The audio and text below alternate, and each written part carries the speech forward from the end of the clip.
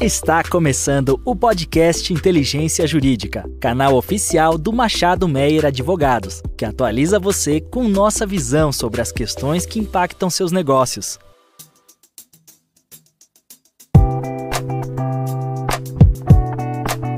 Olá a todas e a todos, eu sou Diana Lobo, sócia da área tributária, estou aqui em mais uma edição do nosso podcast, Boletim Tributário, falando das últimas notícias da quinzena, dessa vez com os meus sócios André Menon, Fernando Munhoz e Bruna Marrara. É um prazer estar aqui com essa audiência e esse grupo aqui de tributaristas para discutir os últimos temas tributários. Olá, Diana, olá, Bruna, olá, Fernando, olá aos nossos ouvintes. Prazer enorme estar aqui novamente com vocês. Diana, Bruna, André, sempre um prazer também poder aqui conversar com vocês. Oi, obrigada pelo convite e espero que os nossos ouvintes gostem desse novo episódio do podcast. Então, como de costume, vamos começar com o STF. E dessa vez tivemos que fazer uma seleção aqui, porque eram muitos temas para serem tratados, mas selecionamos aqui o tema 863 e o tema 1338. E eu vou pedir ao Fernando Munhoz que comente um pouco essas discussões tributárias. Não, legal, Diana. O Supremo teve a oportunidade de analisar recentemente o tema 863, no qual ele analisou a questão dos limites para aplicação de multas em caso em que há acusação de sonegação, fraude, conluio, e também a aplicação ou não do princípio de vedação ao confisco, também no que diz respeito a penalidades. Já havia também uma discussão importante se seria aplicável tão somente para a instituição de tributo. E essa decisão ela é relevante porque nos casos em que havia acusação de sonegação, fraude, conluio, no âmbito federal, aquilo que nós estamos dizendo, havia uma previsão de que as multas poderiam chegar a 150% do valor do tributo cobrado. E o Supremo entendeu que, na verdade, as multas acima de 100% elas teriam uma natureza confiscatória, que, portanto, estabeleceu esse limite de 100%, e, portanto, também aqui uma aplicação do princípio de vedação ao confisco também as penalidades, e pontuou que tão somente nos casos em que houver uma reiteração da conduta infracional, o contribuinte poderia sim ser ali apenado com essa multa de 150% do valor do tributo que está sendo cobrado. Então, isso aqui é um importante precedente. O acórdão ainda não está disponibilizado para que possamos analisá-la também assim todos os detalhes, mas já é uma tese que foi firmada e que também pode ser aplicado para outros casos. E também serve aqui até de referência para que se possa aplicar, ou pelo menos para invocar a aplicação em casos envolvendo multas por estados, municípios que eventualmente superem aqui esse percentual de 100% do tributo cobrado. O segundo tema que eu queria chamar a atenção é justamente o tema de repercussão geral 1338. O STJ teve a oportunidade de julgar agora em setembro o tema 1245, em que foi admitida a utilização de ação rescisória para adequar coisas julgadas sobre o tema 69 do Supremo, que é justamente aquele que tratou da exclusão do ICMS da base de cálculo do PIS e da COFINS, a modulação de efeitos. E tinha uma questão processual bastante importante, porque aqui nós estamos falando daquelas ações que foram propostas após a conclusão do julgamento do mérito pelo Supremo, que acabou acontecendo em março de 2017. A modulação de efeitos ela só foi definida em maio de 2021, quando houve o julgamento dos embargos. Então, muitas ações propostas após março de 2017 acabaram transitando em julgado antes da apreciação dos embargos de declaração e, por consequência, seguiram o entendimento que prevalecia na época, que não tinha qualquer limitação temporal à aplicação da decisão de exclusão do ICMS da base de cálculo do PIS e da COFINS. Pois bem, a União propôs algumas ações rescisórias, o STJ entendeu que sim, a ação rescisória seria uma medida cabível para ajustar aquelas coisas julgadas à modulação de efeitos, e, paralelamente, na última semana, no dia 11 de outubro, o Supremo também submeteu para análise de repercussão geral se esse tema também teria matéria constitucional, ou seja, teria repercussão geral, E na mesma oportunidade, o ministro que submeteu esse tema ao plenário virtual, que foi o ministro Luiz Roberto Barroso, ele também propôs não apenas que houvesse reconhecimento da repercussão geral, mas também para que houvesse uma reafirmação de jurisprudência sobre o tema para admitir a rescisória para essa finalidade. Então vejam que num curto espaço de tempo, tanto o STJ apreciou a questão e o STF, aqui na data em que nós estamos gravando esse podcast, que é justamente no dia 16, já conta até com uma maioria para reconhecer a matéria constitucional e também reafirmar a jurisprudência admitindo a ação rescisória para esse fim.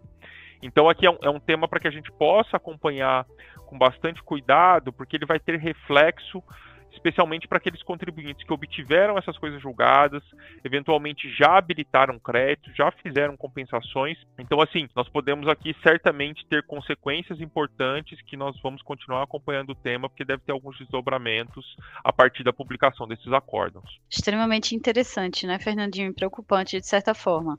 Não, sem dúvida. Até a expectativa é que, com a publicação, em especial do acórdão do Supremo, possa haver alguma provocação para que o Supremo também já apresente uma solução para essas situações desses contribuintes que já utilizaram os créditos, né? Porque, vejam, se nós voltarmos uma situação que vai se considerar que aqueles créditos eram indevidos, eles podem vir a ser cobrados, inclusive, por multas, sendo que, na verdade, o que aconteceu foi justamente o respeito a uma decisão que havia transitado em julgado e que estava perfeita e de acordo com a jurisprudência da época. E passando aqui já para o bloco de normas, né, de legislação, eu queria pedir para o André comentar um pouquinho sobre o Convênio 109 e a eterna discussão da ADC 49. Parece que a gente continua discutindo a mesma matéria há anos e anos. Exato, Diana. No Brasil a gente tem o hábito de perpetuar as discussões, né? Exemplo disso é, de fato, as discussões relacionadas à ADC 49, mas também as discussões relacionadas à exclusão de ICMS da base do PIS/COFINS, enfim. Os temas parece que, de fato, são eternos aqui no Brasil. Mas colocando numa linha do tempo, a gente teve o julgamento, né, da ADC 49, posteriormente a gente teve a edição do convênio 174, que não foi ratificado pelo Estado do Rio de Janeiro, então ele perdeu ali a vigência. Posteriormente a gente teve a edição do convênio 178, que trazia uma regra de obrigatoriedade da transferência do crédito. Após a edição do convênio 178, a gente teve a publicação da Lei Complementar 204, que trazia uma redação pouco diferente daquela do convênio 178, uma vez que ela usava uma expressão de fica assegurado o direito do contribuinte de transferir o crédito para o estabelecimento de destino, né, no caso de uma operação de transferência. O que mudou então agora, né? O que mudou é que quando da edição da Lei Complementar 204, a gente tinha ali uma previsão que foi objeto de veto presidencial, no sentido de que, alternativamente à transferência do crédito de ICMS, o contribuinte poderia optar por efetivamente tributar a operação de transferência. Essa regra havia sido vetada, como eu mencionei para vocês, entretanto, houve a derrubada deste veto. Em razão da derrubada desse veto, como essa previsão não foi contemplada no convênio 178, a gente teve, então, a edição agora do convênio 109. O convênio 109, ele traz muito claramente ali na cláusula 6ª a indicação de que o contribuinte, alternativamente à transferência do crédito, pode optar por realizar a equiparação da operação de transferência a uma operação tributada, né? Então a uma operação sujeita à ocorrência do fato gerador, e o convênio 109 deixa claro ali também na cláusula 6ª que essa equiparação tem algumas condicionantes, alguns requisitos, em especial 2. Primeiro, é que essa opção de operação tributada, ela vai valer para todos os estabelecimentos daquele contribuinte localizados em território nacional. Ou seja, se esse contribuinte tem estabelecimento em São Paulo, Minas, Brasília, Espírito Santo, enfim, nos 27 estados da federação, fato é que a opção por realizar a operação de transferência como equiparada a uma operação tributada, ela vai ter que ser executada ali por todos os estabelecimentos desse contribuinte, independentemente de onde ele esteja localizado. E a segunda condicionante é que, efetivamente, este contribuinte deve indicar em dados adicionais do documento fiscal a expressão transferência de mercadoria equiparada à operação tributada nos termos do parágrafo 5º do artigo 12 da Lei Complementar 87 e da cláusula 5ª do convênio 109. Além disso, o contribuinte também deve realizar uma opção no livro-registro de utilização de documentos e termos de ocorrência, o RUDUF, no modelo 6, deixando clara ali a sua opção por essa alternativa tributada. Essa é uma inovação com relação ao convênio 109 e ela decorre, como eu mencionei, da derrubada do veto do parágrafo 5º da Lei Complementar 204. Só que, além desse ponto, Diana, que de fato é uma inovação, a gente teve alguns ajustes com relação à redação do convênio 109. Por que eu falo que são alguns ajustes? Porque quando a gente olha para o convênio 178, como eu mencionei, ele tinha ali claramente uma indicação de obrigatoriedade da transferência do crédito. Isso motivou diversos contribuintes, inclusive, judicializarem algumas demandas, no sentido de que essa transferência não poderia ser obrigatória, sob pena de ser confundida com uma incidência. E aí sim, né, ofendendo então o disposto, o decidido pelo Supremo Tribunal Federal na ADC 49. Isso muda agora com o convênio 109, porque a cláusula primeira do convênio 109 traz claramente uma indicação de que fica assegurado ao contribuinte o direito à transferência do crédito para o estado de destino. Ou seja, deixa de ser agora, na nossa visão, pela redação que foi disposta, uma obrigação e passa então a ser um direito assegurado. O ponto é, então eu posso ficar com esse crédito no estabelecimento de origem? Nos parece que não, pelo menos não na sua integralidade. Por quê?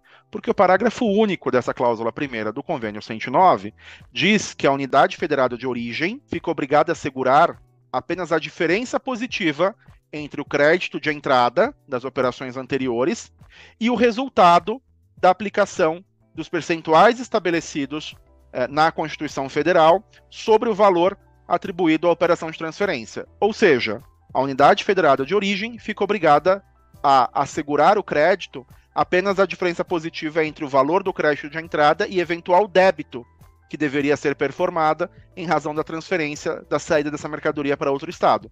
Então, em um cenário que o contribuinte faz uma aquisição a 18%, se ele der uma saída a 12%, nos termos do caput da cláusula primeira, ele não precisa debitar 12% nessa transferência. Mas nos termos do parágrafo único, nos parece que o estado de origem ficaria obrigado a assegurar apenas os 6% e não os 18%, sendo que essa diferença é exatamente o débito da operação interestadual. Então esse ponto nos parece bastante importante, a gente tem discutido bastante isso com os nossos clientes, inclusive a viabilidade de uma judicialização, porque o parágrafo único traz essa obrigatoriedade do estado de origem assegurar o crédito apenas dessa diferença, apenas desse delta, que no nosso exemplo foi de 6%, mas qual é a base para que esse contribuinte então faça esse estorno? Ele está efetivamente obrigado a fazer esse estorno? Se a gente lembrar, a Constituição Federal fala que as hipóteses de estorno são as saídas sujeitas à isenção ou na incidência, né? Aqui eu tenho efetivamente uma operação que geraria um efeito de estorno, nos parece bastante defensável que não. Né, que efetivamente aqui seria possível argumentar, seria possível defender a manutenção integral desse crédito, e isso, Diana, é algo que a gente tem discutido bastante com os nossos clientes aqui, né, a possibilidade de judicialização, a interpretação com relação a esse estorno. Esse é um primeiro ponto bastante relevante, e um segundo e último ponto aqui que me parece importante com relação a esse convênio, é que no convênio 178, a gente tinha ali uma indicação de que o ICMS passível de transferência seria a multiplicação da alíquota interestadual e da base de cálculo estabelecida ali no convênio 178, que num cenário de operação comercial, por exemplo, era o valor médio da entrada da mercadoria no estoque. O que o convênio 109 traz? Ele traz ali uma indicação clara no sentido de que, considerando que se trata de uma transferência de crédito, este débito, né, fruto da alíquota interestadual vezes base de cálculo, nunca pode ser superior ao crédito da operação de entrada. Então, num outro exemplo, né, se eu tenho uma operação de entrada a 7 e eu estou dando uma saída que a priori representaria um débito de 12, eu tenho que limitar o meu débito de 12 ao meu crédito de entrada de 7. Então, eu não teria aqui um efeito adverso de tributação num cenário em que a minha alíquota de saída em transferência seja maior do que o meu crédito de entrada. Esse é um ponto que nos parece bastante relevante. A questão é como operacionalizar este ponto, Diana? A gente tem discutido com os nossos clientes e tem discutido com as secretarias de fazenda dos estados a forma de operacionalização. Se eu vou fazer essa operacionalização mediante uma redução de base de cálculo, mantendo a alíquota da operação interestadual, Se eu vou fazer este cálculo considerando uma redução de alíquota, né, e daí eu vou descolar a alíquota da resolução do Senado e vou passar a ter uma alíquota considerando o meu crédito de entrada, e se eu consigo fazer isso de uma forma única, em uma periodicidade específica, uma vez por semana, uma vez por quinzena, uma vez por mês, porque diversos contribuintes não conseguem fazer esse cálculo operação a operação. Note que a gente tem clientes que são industriais e que, no caso deles, eles sequer conseguem fazer essa aferição de uma forma rápida para conseguir verificar qual é o valor do crédito. Ele precisaria ter, de fato, ali instrumentalizado um regime especial para eventualmente conseguir fazer esse cálculo e performar essa transferência, considerando ali uma aferição do valor do crédito de entrada. Então, de uma forma bastante objetiva aqui, a gente entende que houve melhoras com relação ao convênio 109, né, que existiam nos pontos que existiam no convênio 178, mas 2 pontos nos chamam a atenção, em especial, que é o que a gente mais tem discutido, que é o valor do estorno, se eventualmente eu posso ou não manter o crédito integral no estado de origem, e o segundo ponto é a forma de operacionalização da transferência do crédito para o estado de destino, se a gente consegue fazer isso de uma forma que não seja operação a operação, nos termos do que dispõe o convênio, e na necessidade de eventual regime especial. Esses já são os 2 pontos que a gente tem mais discutido com os nossos clientes com relação ao convênio 109. E um outro ponto que eu queria trazer aqui também para vocês é uma alteração que existiu no Compete, lá o benefício fiscal do Espírito Santo. Então, como todos devem saber, o Compete, originalmente tratava-se de um benefício fiscal de estorno de débito que tinha um resultante de uma carga de 1,1%. Em razão, Diana, de todas as discussões que tiveram ali com relação a 14.789, em razão das discussões de se esses benefícios fiscais devem ou não ser sujeitos à tributação para fins do imposto de renda, contribuição social, PIS, COFINS, em razão da jurisprudência do STJ, né, do tema 1182, do ERESP de 2017, que analisou o crédito presumido, o que os contribuintes conversaram com o Estado do Espírito Santo? A possibilidade de alteração desse benefício fiscal para que ele deixasse de ser um benefício de estorno de débito e passasse a ser um benefício de crédito presumido. E isso foi efetivamente implementado por meio da Lei 12.220, de 1º de outubro, agora de 2024, que alterou a Lei 10.568 de 2016, que foi a lei que instituiu o Compete, de modo a deixar claro ali no artigo 16 da Lei 10.568 que o benefício ele seria operacionalizado por meio de um crédito presumido de ICMS e seria mantida a carga tributária no percentual de 1,1%. Esse é também um ponto, Diana, que nos parece bastante relevante, em especial por conta dos reflexos que advém dessa alteração, seja na operação de cálculo de fato do benefício fiscal, seja eventualmente no reflexo disso na tributação desse benefício pelos tributos federais. Então esses 2 pontos, Diana, eram os pontos que eu queria trazer aqui para a discussão.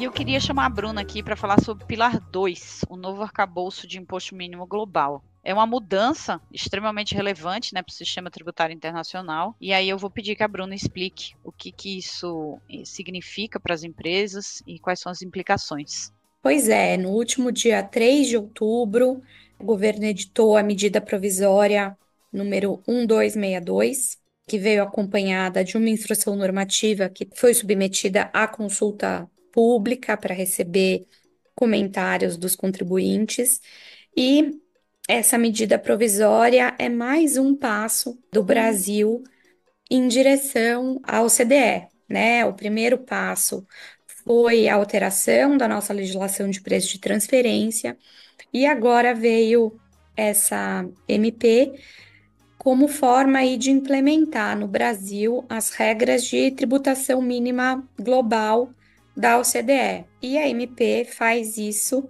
né, por meio de um adicional da contribuição ao lucro líquido. O objetivo da medida provisória é assegurar uma tributação mínima da renda global efetiva de 15%, né, esse incidente aí sobre os lucros dos grupos multinacionais que operam em diversos países. Essa iniciativa é chamada de regras GloBE, né, já foi adotada aí por muitos países da OCDE, da União Europeia, e está em fase de implementação por alguns outros países do bloco. De maneira geral, a MP estabelece que a tributação mínima de 15% tem que ser realizada sobre um lucro excessivo, que é o lucro líquido contábil, conforme ajustados pelas regras específicas da MP, excluída a parcela do lucro baseada na substância. A exposição de motivos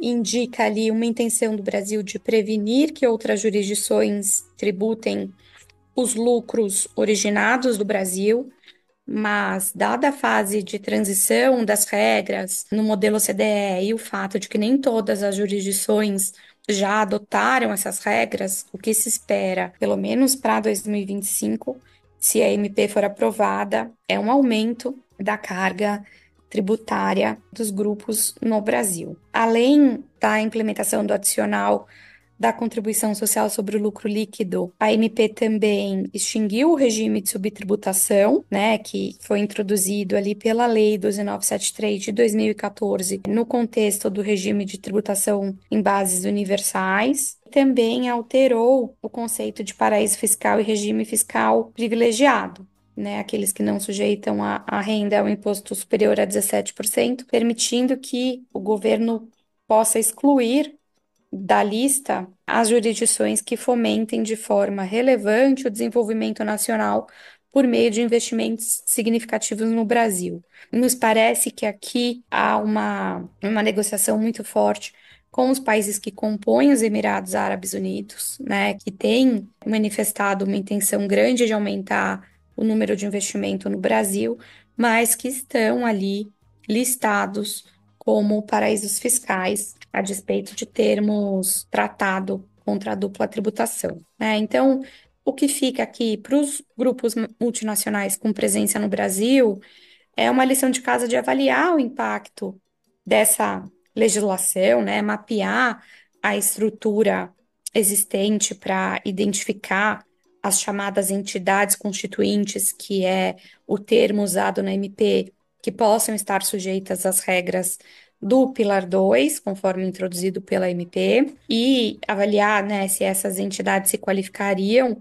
para as regras de simplificação, eventualmente calcular o montante do adicional da CSLL no Brasil, se for o caso, avaliar potenciais reestruturações, né, e se preparar para as obrigações acessórias aí para o compliance que surge dessas novas regras. A MP, ela tem que ser aprovada no Congresso dentro de 60 dias, prorrogáveis por mais 60. Ela prevê vigência a partir de 2025 e o recolhimento do adicional de CSLL só aconteceria no último dia útil de julho de 2026, caso a MP seja convertida em lei. É isso, Bruna. É uma mudança de paradigma, né? Estamos diante de um novo regime tributário e considerações bem importantes que, para fins de identificação da tributação mínima dos lucros globais. Um tema que foi recorrente nas últimas pautas do CAF foi a discussão com relação à tributação pelo IPI nas operações com empresas interdependentes. Só para situar, de acordo com a legislação do IPI, são interdependentes empresas que tenham, por exemplo, participação no capital uma da outra, ou tenham distribuição com caráter de exclusividade, entre outras situações. E nas operações entre essas empresas interdependentes, como há, ao menos em tese, a hipótese de manipulação do preço, a legislação do IPI traz uma regra de valor tributário mínimo, ou seja, o valor para fins de base de cálculo do IPI, não será necessariamente aquele da operação, mas sim um valor estipulado pela legislação. Existem metodologias diferentes para o cálculo do VTM e a controvérsia no CAF sempre gira basicamente em torno de qual a metodologia aplicada. Por exemplo, a gente tem a discussão com relação à aplicação do 195.1 do regulamento de IPI, que estabelece que o VTM não poderá ser inferior ao preço corrente do mercado atacadista. Já o artigo 196, parágrafo único, inciso 2, diz que, inexistindo mercado atacadista na praça do remetente, o VTM seria o custo de fabricação mais lucro. é o que se chama de VTM lucro. Ou seja, o que vai determinar a aplicação da regra do 195.1 ou a regra do 196.2 é a existência de um mercado atacadista na praça do remetente. E aí a controvérsia entre Receita Federal e contribuinte era essa discussão do conceito de praça do remetente. Tradicionalmente, a Receita Federal e o CAF, isso eu estou falando de normativos, decisões e soluções de consulta, identificava a praça do remetente como município, ou seja, praça igual a município. Entretanto, a gente vem percebendo, né, uma mudança no comportamento do fisco que foi validada em decisões mais recentes do CAF, e até falamos isso em outros podcasts, em outras edições, que a praça não era mais o conceito de município. As decisões não falavam o que era praça, mas falava que praça não equivalia mais ao conceito de município, o que remetia, ao fim das contas, nos casos que estavam sendo analisados, à aplicação da regra do artigo 195.1 do CTN. Essa discussão gerou tanta controvérsia que em 2022 sobreveio a Lei 14.395, que conceituou praça como município. Ou seja, é uma norma editada pelo Poder Legislativo dizendo que praça era município. Os contribuintes até respiraram aliviados achando que a controvérsia tinha se encerrado, mas aí começou uma nova polêmica. Essa lei seria interpretativa, aplicaria aos casos passados, ou seja, aos casos pendentes de julgamento no CAF. Então, essa discussão que está sendo travada hoje, hoje aí eu falo no ano calendário 2024 no CAF, ela passa por uma questão preliminar, que é justamente se a Lei 14.395 tem caráter interpretativo e se aplicaria para fatos passados ou não. No último mês de setembro, a primeira turma da primeira Câmara da terceira sessão analisou exatamente essa matéria e, com relação a esse elemento preliminar, entendeu que a lei é interpretativa, ou seja, o conceito de praça equivale ao conceito de município, o que, consequentemente, naquele caso, significa que a base de cálculo utilizada pelo contribuinte para cálculo do VTM estava correta e deu provimento ao recurso voluntário. Eu estou falando aqui do acórdão 3101-003-894, com a decisão por maioria vencidos 2 conselheiros. Em agosto e em setembro, outras decisões foram proferidas por turmas diversas. Eu vou dar exemplo aqui a segunda turma da primeira Câmara da terceira sessão, em sentido contrário, inclusive, por voto de qualidade, mas esses acórdãos ainda não foram publicados. Na Câmara Superior de Recursos Fiscais, a gente tem uma decisão mais antiga, que é do primeiro semestre, entendendo que a lei não tem caráter retroativo, mas como a composição da Câmara Superior de Recursos Fiscais ela teve uma alteração relevante aí no curso do ano, a gente acredita que ainda tem espaço para discussão. Essa decisão favorável da turma ordinária mostra isso, e há outras decisões favoráveis de outras turmas também, e espera-se que na Câmara Superior de Recursos Fiscais esse posicionamento anterior também seja revertido. Tenho certeza que vou voltar a falar aqui de VTM nas próximas edições do podcast.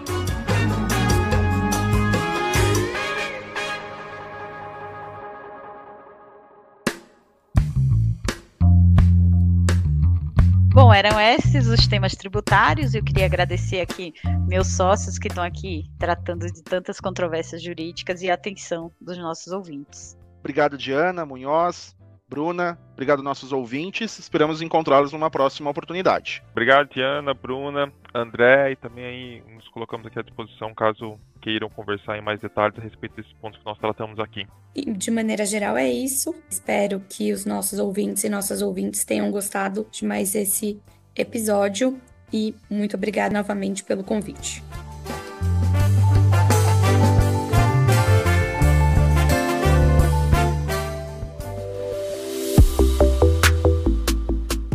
Você ouviu mais um episódio do podcast Inteligência Jurídica. Além de favoritar e compartilhar, agora você pode participar da nossa caixinha de perguntas e enquetes aqui no Spotify. Ouvir você é fundamental para continuarmos aprimorando nossos conteúdos.